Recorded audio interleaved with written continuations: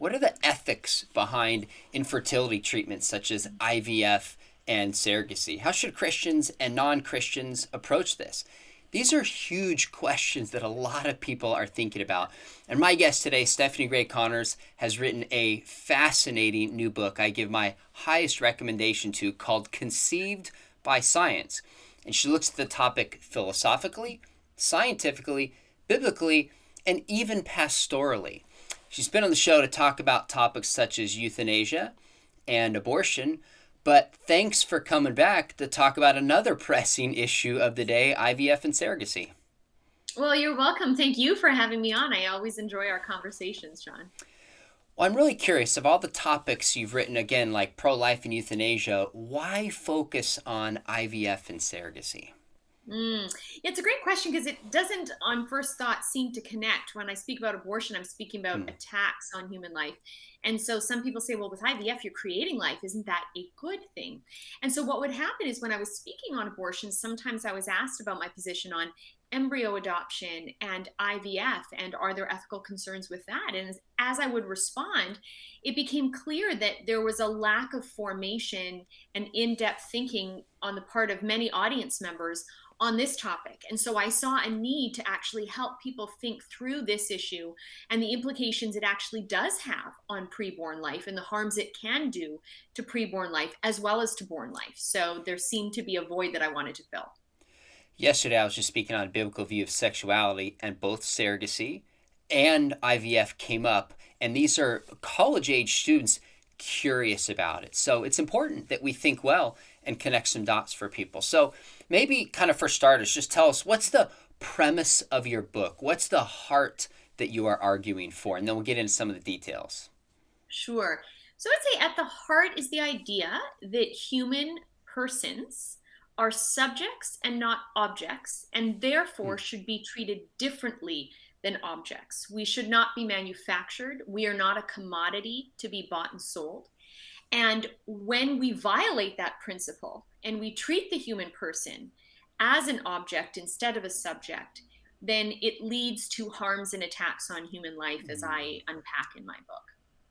That's a great synopsis of your position. So let's take it a step further. If you're concerned with people being treated as objects, not subjects, some people might say, wait a minute, if you're going to critique IVF, are you critiquing the people who were conceived this way? What would you say? Yeah, it's a great question. And I'm absolutely not critiquing the people conceived that way. And that was a point I wanted to make clear in my book that we need to be able to separate the judgments we make about the morality of an action versus the people involved in that action. And so the reality is, regardless of how someone was conceived, who came into existence, is a valuable, unrepeatable, irreplaceable individual who is an image bearer. They bear the image of God. And therefore, whether someone is conceived by technology, such as through IVF, whether they're conceived by love, whether they're conceived by Mhm. lust, whether they're conceived by violence, all four of such individuals in those examples, all four individuals are equal, but there isn't equality in the circumstances under which those people came into existence. Whether you're conceived by love, lust, violence, or technology, there is varying degrees of good or bad there, but who comes into existence is valuable. I'm not sure if I've shared this with you or not, but my younger adopted sister has given me permission to share this personally. Is that when she was in college at Biola, my dad got a private investigator and tracked down her mom, and we learned that she had been conceived in rape. And it Oh, wow. never went through our mind like, oh, she has less value or less significance because of how she was conceived. Number one, her mom is a hero for keeping her, but that's the larger point you're making. Whether it's violence, whether it's technology, human beings have value because of the kinds of things that they are. So I love that you're always working that through your reasoning very careful. Now, before we get into some of your concerns with IVF, maybe if you could just kind of walk us through. I think people have a sense of what IVF is, but it might be really helpful if you explain, here's what in vitro fertilization is. Here's the process. Sure. So if we even look at the term in vitro, that means in glass. And so it means fertilization or the beginning of a new human being in glass instead of the woman's body. So basically, a sperm sample is taken from a man. Eggs are retrieved from a woman. So then the eggs and the sperm are put together in glass. Sometimes the eggs and sperm are from a married man and woman, but other times they are from sperm and egg donors or sellers, might be a more accurate term where there's compensation Mm. involved. But the point is, the sperm and egg are put together in a glass dish. Fertilization happens, and then once the embryo has gone through several developmental stages of cell division, then some embryos are then inserted into a woman's body, and if they implant in the womb, they may develop for the 9 months and grow and be born rather at the end of that pregnancy. You used some language that we're going to unpack that I want to just draw attention to. You said egg seller instead of egg donor. And you talked about how in the process of in vitro fertilization, some of the embryos that are fertilized will get inserted. Right away, people are starting to go, okay, wait a minute, these concerns are bubbling to the surface. So we're going to unpack those, but can you tell me how widespread is IVF? Do we have any sense of how many people alive today, whether they know it or not, were conceived in this fashion, just maybe in the US? Sure. Well, you know what? For in terms of how many Americans were conceived by IVF, that I don't have at the ready. But in my Hmm. book, what I source is that in 2018, so we're talking even a few years ago, there was an estimate that there were 8 million IVF or related technology conceived children around the world. So 8 million Okay. around the world. But every year, there's 500,000 babies born by this technology. So that number is very, very quickly growing. And those are the babies born. That doesn't count, as we're going to wade into, the babies frozen, the Mm. babies not even made it into the freezer or the womb, but just killed in the lab, experimented on in the lab. So there are millions of human beings directly impacted by this technology, and that's growing. It's pretty amazing to think that some know, and some don't even know this about their conception. We're going to get into when people discover what effect it has on them. But your first chapter is titled "The Pain is Real." Tell me what you cover in that chapter and why so quickly in the book you make sure to talk about the hurt that many women and men both experience with infertility. Sure. One thing I learned from the abortion topic is that we can't just be cerebral, that people's hearts are Mm. involved. When something is a personal experience, there can be a lot of pain. And when our emotions are involved, that can influence how we view things. And I realized the same was true with this topic, that not being able to conceive a child is a deep pain, a deep wound, a very heavy cross. And so I wanted to acknowledge at the very beginning, before I got into any type of intellectual discussion, I wanted to address the heart of the matter and acknowledge that although I don't know the pain of infertility the way some people do, I know suffering. My suffering might be different from other people's suffering, but I know want. I know suffering. And it is so important when someone knows that to have someone say, that's a valid concern. That's a real pain. That's a real suffering. So I thought I want to get the stories of Mm. people who do know that type of suffering. And so I have actually a number of friends who have struggled with infertility, some temporarily, some lifelong. And so I asked them, could I interview you and share your story? And so at the That's very great. beginning, I wanted to share the stories of people who have been there, done that, so that a reader who has that experience, who may be carrying that hurt, can say, there's someone out there who knows what I feel, who experiences my pain. And that's the very touching stories of the people I reference.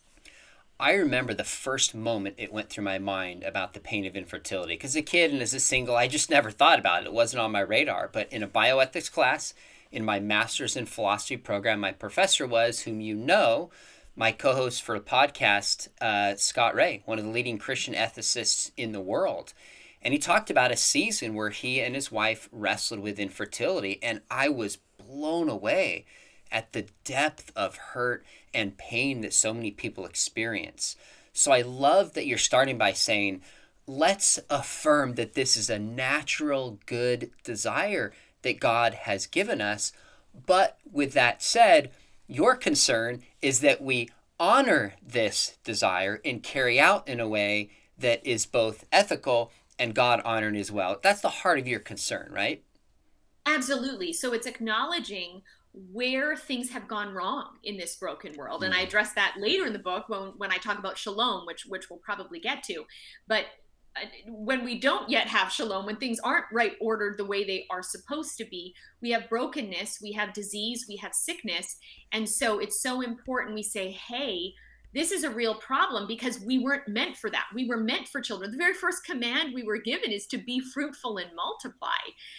So we need to acknowledge if someone can't even feel like they can fulfill that first command, that's got to hurt.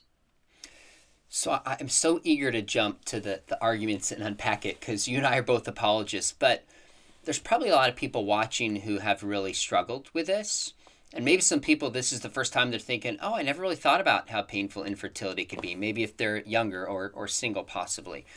What are maybe just one or two things that people can say with good intentions to others in the church or in family that just is like a dagger to somebody who's struggling with infertility, even though they don't intend it that way? Sure. Well, from what my friends shared with me, when someone will say, don't worry, you're young, um, Mm, that actually hurts, even though the person is intending to mm, give the individual hope. My friend who was told that said, even though I'm young, I have no guarantee that that is going to change things. It might just feel like my infertility is extended even longer. So that kind of false hope that someone might want to give, or where there's a miscarriage. Some of my friends had miscarriages, and some people will be dismissive by saying, well, at least that's a sign you can get pregnant. But there's gosh. no guarantee that they won't have another miscarriage and another one and Yeah. another one. Or one of my friends was told, well, she had a first trimester miscarriage, at least it wasn't a stillbirth. And that was like a knife to my friend's heart. Like, of course, a stillbirth is also a profound tragedy. And the more you get to know someone, the more memories you're going to feel you've experienced and therefore, feel the loss of them at that person's death. Mm, But it's still a great loss. It's still a great tragedy when someone loses a child early. Even asking people, when are you going to have kids? If you observe maybe they've been married a while and they haven't announced a pregnancy, that can be deeply wounding to someone who month after month faces their period instead of a positive pregnancy test. And I had a number of friends say that to me. The grief that came every month with the arrival of their period because it was a sign yet again they had failed in conceiving. These are deep, deep pains that people live with. my wife and I had two kids. She literally said, I want a boy, and 3 years later, and a girl. We had a boy 3 years later, and 5 days we had a girl. So I'm like, oh, we got this is not that hard. But then all of a sudden we struggled for the third, and I don't remember. Maybe it went on 6 months, maybe 8 months. Even that, I was like, wow, this is tough. And we experienced a miscarriage, and it just gave me some compassion for so many people that are saying, I want to use a technology like IVF. I want to use surrogacy. That desire to be a mom and being a dad is given by God, and it's good. It's such a good desire, and it hurts when we can't live it out or struggle to live it out. And I get that. 6 months doesn't compare to friends who are like, yeah, Sean, it was 6 years for me, or I never could have kids. So I'm like, I get it. I'm not pretending it compares, but I think I can maybe begin to understand what some of that hurt would be. As we Mm-hmm. jump into the argument, you have an early chapter called Means and Ends. Mm-hmm. And I think that title captures really that what you're saying is we shouldn't use wrong means, like the ends doesn't justify the means, so to speak, but use an illustration of forced marriage in China. I thought that was interesting. So explain what was happening in China and how you connect it to questions of infertility. Sure. So for decades, China had a one child policy. And in a culture that has a preference for male children compared to female children, that meant if you could only have one child, people wanted boys. And so there are decades where there was widespread female infanticide and female abortion. So that decades later, you now have a profound imbalance in the population in China of men versus women. And one estimate I read was that there are 34 million more men than women in China. I mean, 34 million is huge. As you know, I live in the United States now, but as a as a Canadian, the population of Canada is just a little bit more than that. So if we think for a moment, if every single Canadian was a man, that's the number of excess men there are in China compared to women. So this is how it's relevant. If you look at that, there are clearly then men who want to be married who statistically won't be able to find a wife because there aren't enough women. And this isn't just a theory. I then cite examples where this is a problem. And then, in response to this problem, some men are pursuing human trafficking. They're either hiring traffickers who will bring women into the country or steal women, literally like kidnap them from within the country.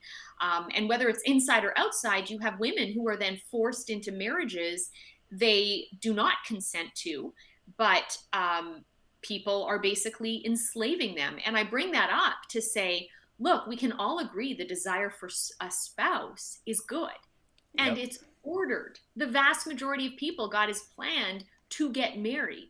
So that's a good, that's a normal desire. But the fact that it's good and normal doesn't give us the right to do just anything to achieve that good and normal desire. And if the means someone uses is kidnapping, human trafficking, then we have to say that is a wrong means to achieve the end of a spouse. Okay, good. Now, obviously, somebody's going to say, well, IVF isn't human trafficking. And your point is not to say IVF is morally equivalent to that, but to simply say, here's an example that we all agree on. Now we understand the principle that we can't use unjust means for an end. Let's see if that principle now applies to IVF. Absolutely. Good. Yes. Just making sure this is not lost on somebody, because these are really sensitive topics that are important. Now, shortly after making this point, you talk about the fact that some people would say they have a right to a child. Now, you and I would agree on the right to life, for sure. The right to religious freedom, the right of free speech.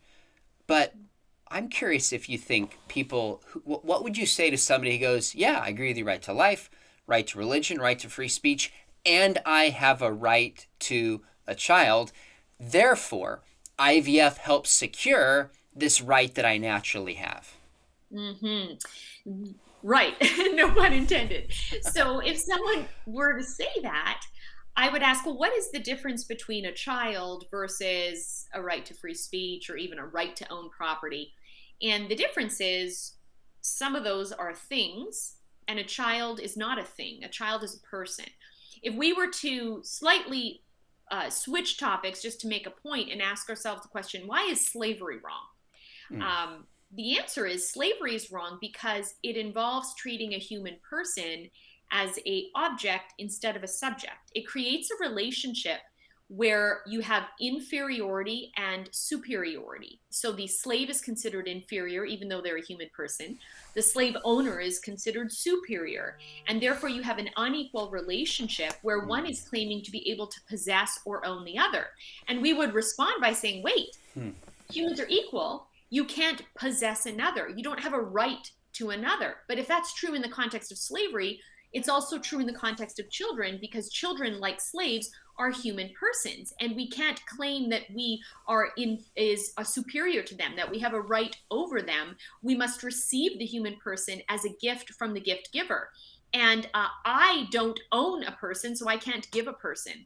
God is the creator of human life. God is the creator of persons, and so therefore he can give that gift, which he bestows on many, but not all people. But I can't demand a human person, an image bearer made in God's image. So just curious, kind of a side note, would you say the same thing about marriage? Like, would you argue we don't have a right to get married? We have a right for the opportunity to seek getting married. But maybe in the example you gave about China, if somebody thought, well, I have a right to get married, then they can start turning somebody into a commodity and doing immoral things to secure something. Would you agree with that connection? Yes, absolutely. So again, this is where analogies like this help. We're not saying they're identical, but there's something similar here, which is that certainly, for example, the fact that China had a one-child policy is a problem because they're denying a couple from allowing their marital relationship to achieve its normal end, however many times that naturally happens. most often happens with more than one child. And so by the country saying you can only have one child, a couple could rightly respond, no, we have a right to be open to however many children come as the fruit of our sexual relationship. But saying you have a right to receive what naturally comes from the relationship doesn't mean you have a right to make a child or force a child into Mm. existence. So, in the same way, the fact that people, if they lived in a society where the government said no one can get married, you cannot have, no church is allowed to bestow a marriage over any couple, anything like that. We would have a right to object to that and say, no, this state of marriage is something that we have a right to access. Then we have to define what marriage is to see who would Of be, course. the category of people who would apply to. But the point is, the state of marriage is something that we should be able to access if we kind of fit the recipe of the ingredients for the recipe of marriage, you could say. But I don't have a right to a husband. You don't have a right to a wife. Yes, I am married, but I couldn't force, or shouldn't, and I didn't force my husband into the marriage. He had to freely choose, as did I, to enter into the relationship. I didn't have a right to him. He didn't have a right to me. Mm. At the heart of your critique of IVF is that you say it harms human beings. Now, we're going to look at this in a couple levels. Number one, you argue that the unborn, from the moment of fertilization, is a human being. Second, it raises challenges to people who discover they are conceived this way, unique challenges and harms to them.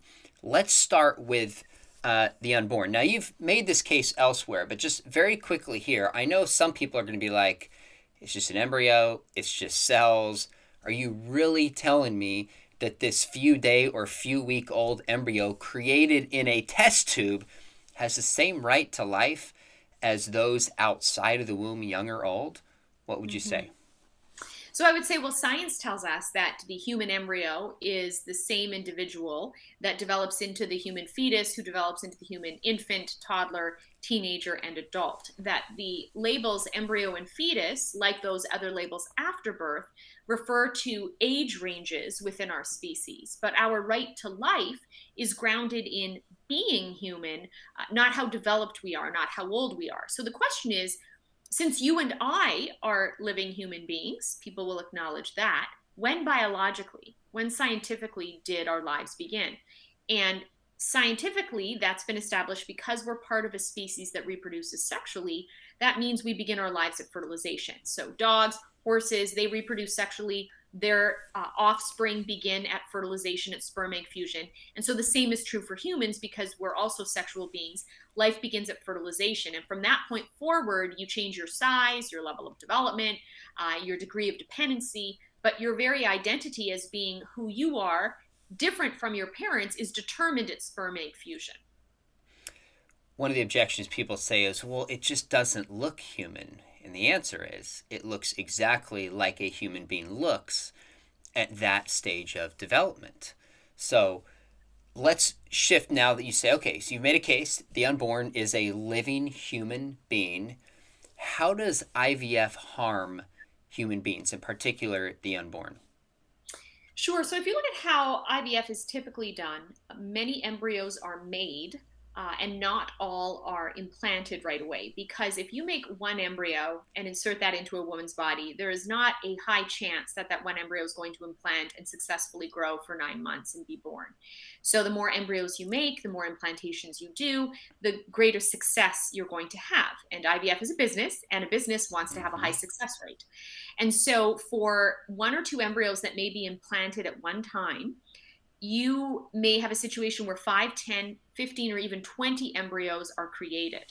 So then the question becomes, what happens if you implant two and you make 20? What happens to the other 18? Well, they go through a grading system. And if they are considered fit enough, then some of those will be frozen for future use. And if they're not considered fit, some will be killed right away. Others will be, quote unquote, donated to science, which means they'll be experimented on until they die. And so to have those two lives implanted, which let's say even successfully go to birth, we're harming 18 other lives in the process. Even the ones we freeze, are we're putting in a state of jeopardy by having them outside of the uterus, even the two that were implanted. By having them outside of the uterus, it's an environment that's inherently unsafe for an embryo that ought to be in the mother's body. That's where it's designed to be. That's what's most safe. So by having the embryo out of the body that young, there's risk.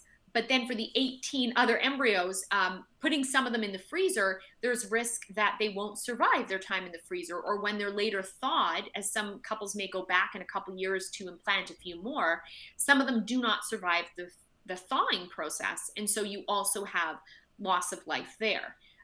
Another way you have harm is that in some cases, several embryos are implanted, let's say 4 or 5, but the people who do that think, well, not 4 or 5 are likely to take, but if all 4 or 5 do implant, then that creates a dangerous pregnancy, because women weren't designed to have 5 babies growing in their bodies. So what some IVF people do is they will implant, let's say 5 embryos, expecting 1 or 2 to actually implant, or they'll insert them expecting 1 or 2 to implant. Let's say all 5 implant, then some IVF specialists will suggest what's called a reduction, a selective reduction, where they will go in and intentionally kill, as the pregnancy progresses, they will kill, let's say 3 or 4 of the 5 preborn children, to make it a quote unquote safer pregnancy for the mother and one of the children. But then we have 4 human beings whose lives have been intentionally ended. So these are just, several examples of how the whole process of IVF is fraught with harm for preborn children. There's really dehumanization in terms of the language, right? A reduction. Like, I try to reduce my debt. I try to reduce, spill something on the floor, get rid of it. But reduction to a human being, like, that's so dehumanizing. That's a lot what this process does, huh? It just dehumanizes, and that's back to the heart of it, objectifies human beings. It does. And it's not that everyone involved in IVF realizes that, particularly the people who long to have a child. In their mind, they're already picking up names and creating a nursery. So they're just thinking about the children they are likely to bring home from the hospital. But sadly, their desire for that child or those few children is so great that they may overlook the dehumanizing language. They will overlook the loss of several of their other children in the process to create 1 or 2. And so it's important to identify, even if you're not aware, there's a profoundly dehumanizing way of thinking and behaving that goes on in this industry.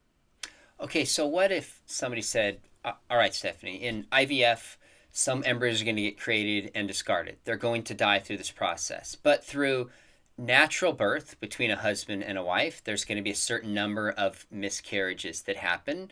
So isn't this just a part of living in a fallen world? And besides, in IVF, we're trying to counter the fall. What would you say?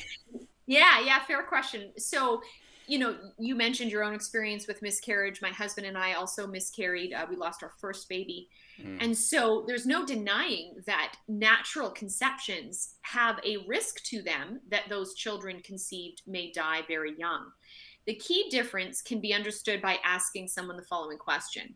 Is there a difference between an individual dying from a heart attack and dying from being stabbed in the heart? And I think we know the answer is yes, there's a big difference. When you die of a heart attack, you die naturally. When you die from being stabbed in the heart, you die purposefully. You're actually killed. Someone is intentionally harming your life.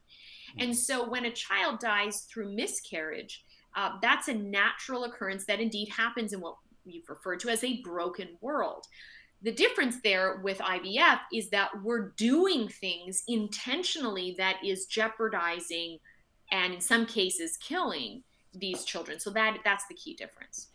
One of the other harms to the unborn you brought up that I had not thought about is that you said for an embryo that is frozen, it's preserved, but it's denied the right to develop alongside its peers. Now, I had not thought of it that fashion, and I want you to explain what you mean by that, but also make the distinction between, because I know people are going to be thinking, well, the embryo doesn't realize this, and maybe make the distinction between being harmed and realizing that you're harmed. Sure. Yeah, so if you think about humans, the way our species works is we need 9 months in the womb, and we generally need about 18 years to be considered, adultish enough, although I think in the United States it's 21, in Canada it's like 18 or 19. Hmm. But of course, not until we're 25 that our brains are fully developed. So the if we were elephants, we'd need our mom's wombs for 2 years. Okay, so there's one difference between our species and another. Sure. But the point is that we humans develop along a very specific trajectory. And so, yeah, one of the concerns we should have with IVF is it freezes, no pun intended, that development for some human beings. If you create 5 children today and you freeze 4 of them for 10 years, in 10 years' time, if you go to insert those 4 children into someone's body to have them implant and grow, they're basically 10 years younger when they're born than they actually should be. They have existed for 10 years. If they weren't actually in existence in the freezer, if they weren't alive in the freezer, there's no way they could successfully implant and be born, because living things cannot come from dead things. So the frozen embryo is not dead because some frozen embryos will be born. But their growth their development is temporarily stopped. And that means they're denied the right, you could say, to mature along the normal trajectory for someone in their species, which means if they're frozen for 10 years or 20 years, they're going to have a whole different set of peers, for example, different set of life experiences. And that impacts those people. It's denying those individuals something that rightfully should be theirs if someone hadn't intentionally intervened in the normal growth and development of those individuals. To make this point sink home yesterday, I said to students, I said, what if somebody is a peeping Tom and they're viewing somebody? That person doesn't know they're being treated this way, but they are being profoundly harmed. They're not experiencing hurt because they don't know it, but they're being harmed. You're saying this is the same with the unborn. So you've made the case that the unborn is harmed in this fashion, also by created to be specifically destroyed and killed and reduced. What about those who are conceived, who are donor conceived, and discover that they were conceived in this fashion? You say there's some unique challenges that they face as well. Absolutely. There are some individuals conceived by IVF that don't object in any way to how they came into existence. And they say they love their lives and they're grateful for IVF.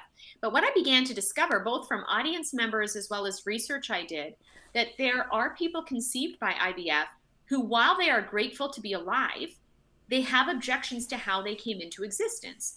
Much like a friend of mine, Ryan, who, like your sister you mentioned, my friend Ryan was conceived by rape and then adopted. And he's grateful to be alive.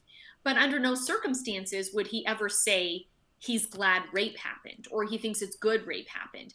He just knows that God is all powerful and can bring good out of bad things that shouldn't have happened. And he's the good that came out of that bad situation.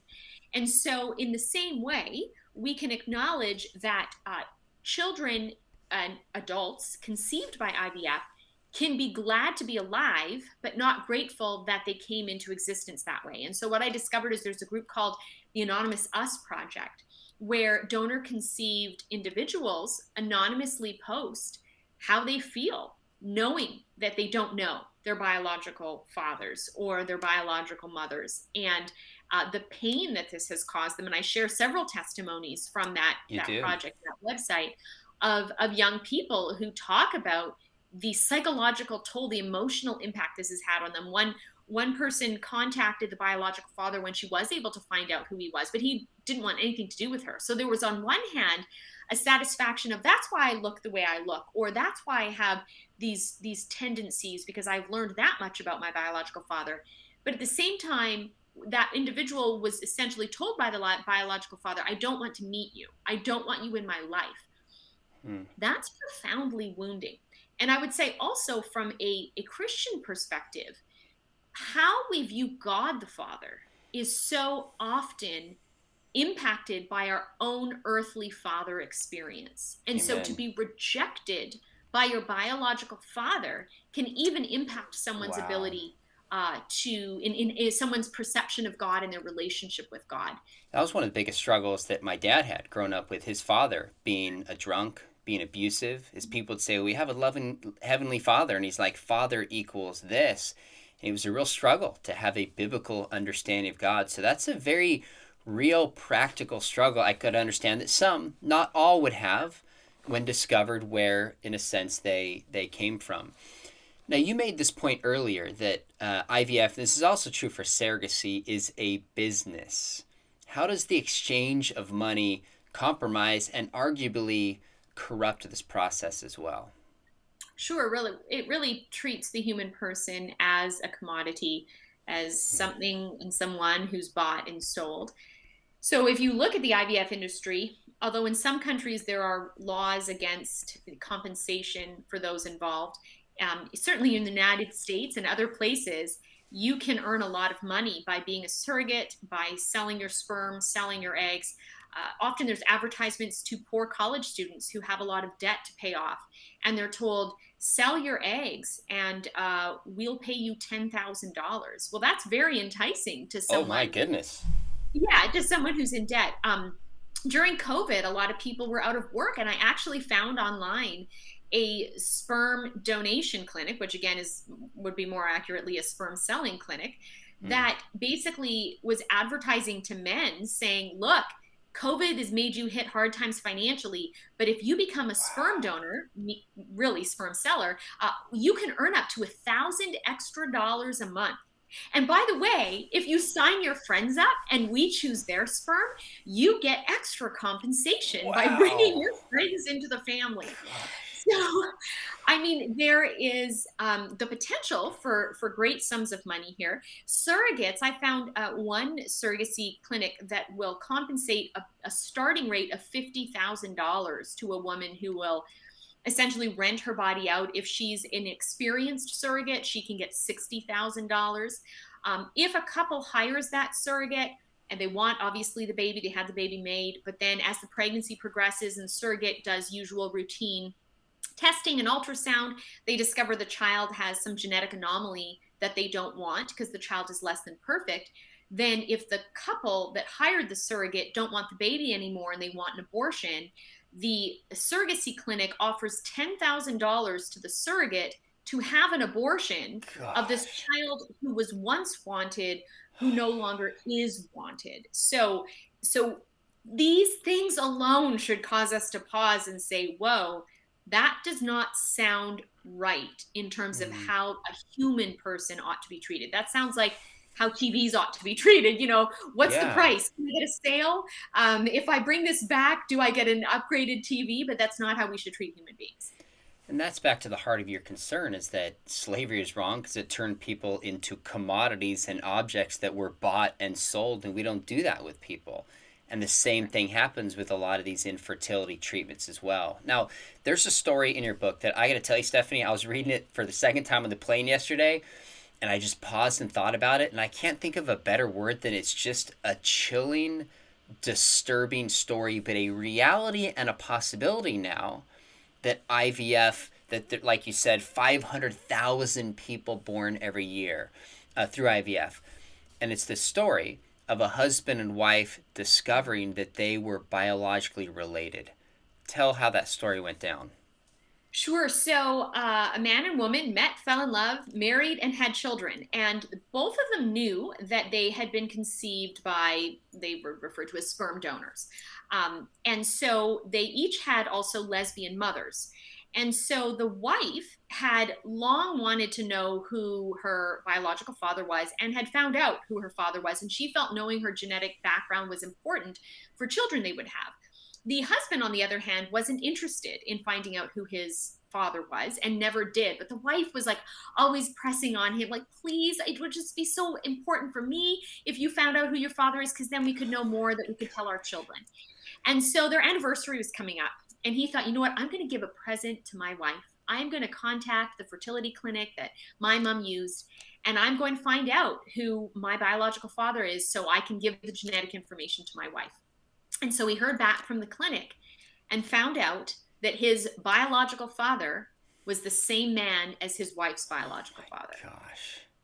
And so, as he wrote in this story online, it's footnoted in my book, I married my sister. That's what he said. I married my sister. And he was writing in to get advice on, how do I tell my wife this? She has no clue, right? So here he was about to give her good news.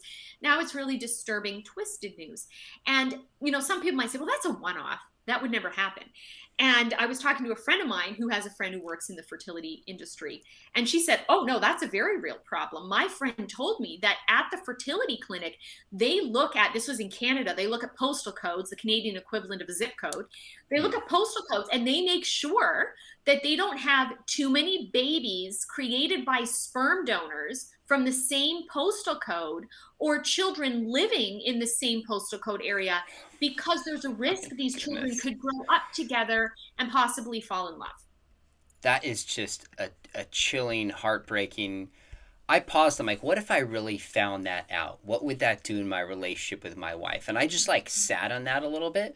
These are some of the very real challenges that people conceived through IVF may have to face in different fashions.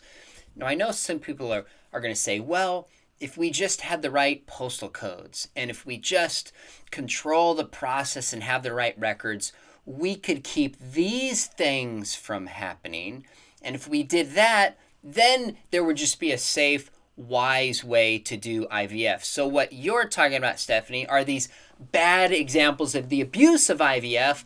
What if we just did it smarter and more strategically and avoided these kinds of problems? What would you say? I would say at the end of the day, the issue is that we're manufacturing human persons. Okay. So there's no denying you could set up more controls and try to decrease the odds of these problems happening. But I would still object, as I point out in the book, because it still treats the very creation of another human person, another image bearer, as though they are an object that we make. You know, you manufacture cars in a car plant, or you assemble. You have an assembly line to put TVs together, and you sell those things. And if a TV's damaged, you bring it back, and you can do your best to make as many good functioning working TVs as possible and only have a few that don't work right. But at the end of the day, there still is this attitude of, well, if I have put in my order, then I should be able to return it if it's not good enough, or replace it, or dispose of it and just get a new one. And so the moment we have this idea that when it comes to another human person, I can place an order, I can Mm. manufacture, I have a type of assembly line where I put parts together. And in fact, where someone else is putting those parts together, so that our own offspring are coming into existence not as the fruit of marital love being manifested in the one flesh union of sexual intimacy, but instead at the hands of a stranger, a scientist in a lab, who is typically the person determining who our offspring is by being the hands determining the sperm and the egg sample and putting them together, as opposed to being the fruit of the sexual act. This is where we ultimately still have a problem with the idea of Mm. manufacturing someone through IVF. I think you're right. If we could control all of these so called consequences, it's still an unjust means to an end. But with that said, we can't separate the fallout of this from the actions themselves. I think there's a moral link there that we are not going to be able to control all these things. And there will be further unforeseen circumstances that'll come up, maybe biologically, maybe health wise, maybe generations down the road. And that's just a reality. Now, one of the things I thought was so interesting is in a book that I wrote called Chasing Love, I read a whole bunch of Catholic writers. And frankly, they tend to do a better job talking about the theology of the body than Protestants do, although I think Protestants are catching up to this in some ways. You make an argument that IVF violates God's design for how children are to come into existence. What do you mean by that? Explain that for us, if you will. Sure. So when God, at the very beginning of creation, tells us to be fruitful and multiply, in Genesis, we see him speaking of a man shall leave his father and mother and cleave to his wife, and the two shall become one flesh. And it is through that one flesh union where new offspring, new life is to come into existence. But that isn't something that the couple has a right to or can force. It is something that just is to be received, someone who is to be received. And so if you also look at the scriptures, we clearly see God has designed it so that man comes into existence through marriage. Yes, they're all a whole bunch of humans that are created outside of marriage. Sure. But we know, at least from a Christian perspective, that it ought to be through the marital union that new children come into existence. And when someone pursues IVF, as much as they may be in a marriage and the child may be biologically the child of the husband and wife, when you pursue IVF, the child is coming into existence not through the husband and wife, but at the hands of a stranger. And the question is it morally acceptable to enlist a third party who is unrelated to the couple that have made a covenant of marriage? Is it acceptable to enlist a third party into the creation of life, which happens really can only happen at the height of the sexual act? It's not just sexual arousal, but the very act of orgasm for the man that is where the seed is brought forth to his wife.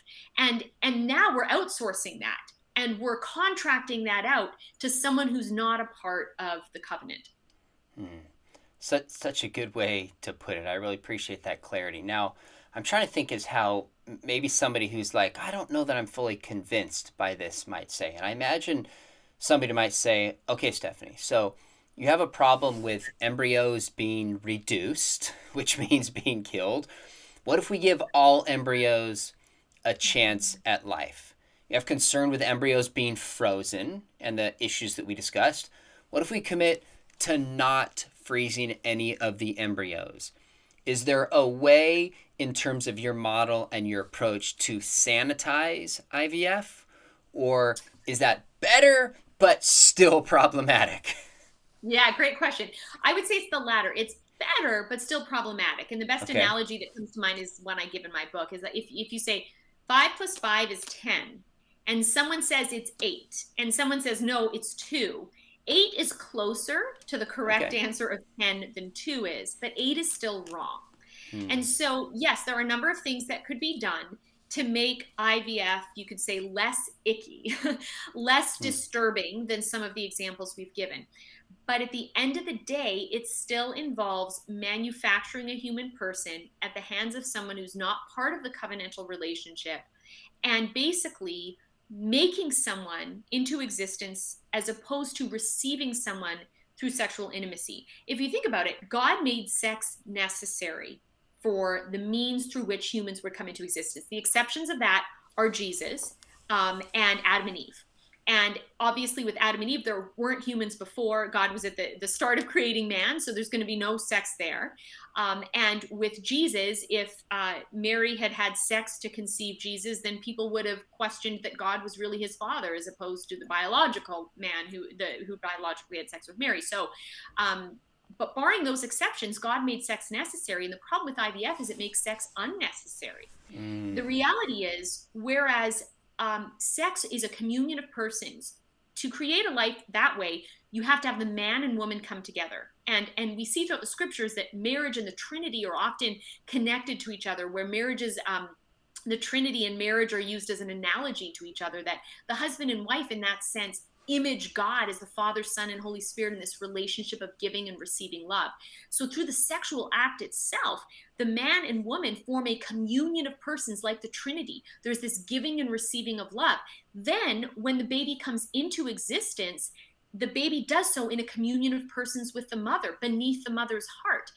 One of the points I often make is that I've joked that I one day want to write a book called I Got Pregnant Doing the Dishes. And by that, I mean, if you think about it, when a couple has sex, they don't necessarily get pregnant in that act, because if there's no egg yet in the woman's body, the sperm enters her body, but there's no egg. So 24 hours after a couple has had sex, when a woman still has some of her husband's sperm in her body and she's doing the dishes at home while he's at work, she might suddenly ovulate and an egg's in her body and the sperm that are still there swim to it and fertilization happens. Boom.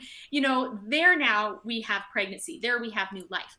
So the point is, no one's ever alone. The husband's not alone. He's with his wife when they have sex. The baby's not alone. She's beneath her mom's heart when fertilization happens. But with IVF, you don't have to have sex. the man typically masturbates. He's alone. You don't have a communion of persons, and I dive into that in my book, and the whole like pornography Yeah. industry that's involved in that and so Yeah. forth. The woman can go alone, even if her husband wants to accompany her. He doesn't have to. She could go alone to have her eggs retrieved. Then their child begins away from the mother and father in, a cold scientific lab type thing. And so in one case you have a division of persons in relationship, and in the other case, sexual intimacy, you have a communion of persons. And the Trinity is not a division of persons, but a communion of persons. So one reflects the Trinity, sexual relationship and parenthood, and one doesn't, IVF. At the heart of your argument, which I agree with 100%, is that God's design is good. And the further we veer away from God's design, the more we're going to get hurt and other people are going to get hurt. So in surrogacy, we're stepping outside of God's design by bringing in a third party. In IVF, we're stepping outside of God's design by also bringing in at least a third party and avoiding or going around the act of sex in which somebody is meant to be conceived in, hence in a test tube, so to speak. I told the students yesterday I was speaking with, I said, you get to pick your spouse, but you don't get to pick your kids. And why is that? And the point was, God designed this system in a way to teach us to love our kids, that there's moments we might go, yeah, I would not have picked that in you if I picked, but I'm still going to love you, and we're going to work it through it. This is just a part of God's design. So if we believe that it's good, even if we don't understand it, it shapes the way that we approach these kind of issues related to sexuality. So I love that principle. So if you would say IVF and surrogacy is out, what kind of scientific technology do you think would be permissible to use for infertility? Yeah, great question, because in objecting to IVF, I don't want people to think, well, if you face infertility, there's nothing that can be done. And so I think a general standard that we could live by is one that says, what aids the sexual act in achieving its end of pregnancy, but doesn't replace the sexual act? Because God designed us to conceive by sex. So I don't want to do anything that will replace sex. But if sex isn't getting me pregnant, why not? And what can I do to help the act achieve what it's designed to achieve? So, for example, a couple has sex, but they don't get pregnant. Why? Because the woman isn't ovulating. So what can be done? Well, she can take medicine, if she gets a prescription, that will help her body release eggs, so that if there's an egg in her body, when she has sex, the sperm is more likely to fertilize that egg because there's actually an egg there. So that's one example. There may be an issue with blocked fallopian tubes, where when a couple has sex, the sperm can't swim all the way up to where the egg would be. And then that would also mean if fertilization did happen, that the embryo wouldn't be able to go through the fallopian tube to get to the uterus. So you can do a surgery where the fallopian tubes are unblocked.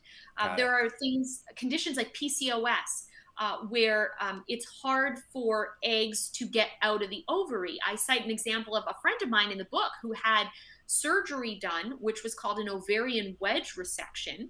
And this changed the area of her ovary so that eggs could more readily get out. And a year later, she and her husband conceived. But they conceived through sexual intimacy, but surgery was done in order to help her body be in the healthy state it was designed to be, so that pregnancy could more likely happen through this natural interaction God designed for us to have. So those are just a few examples, but I unpack more in my book in what's overall categorized as restorative reproductive medicine.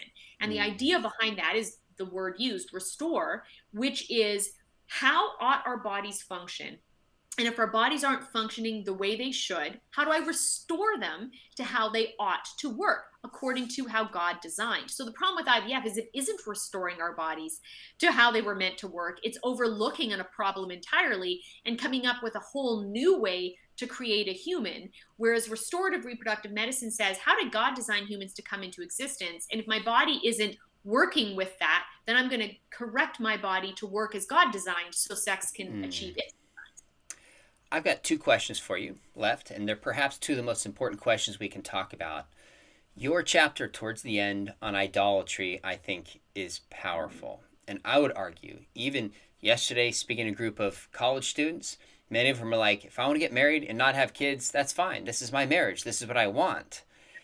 Seeped into the church so deeply that life is about our wants. And when we do that, we make idols out of things that we shouldn't.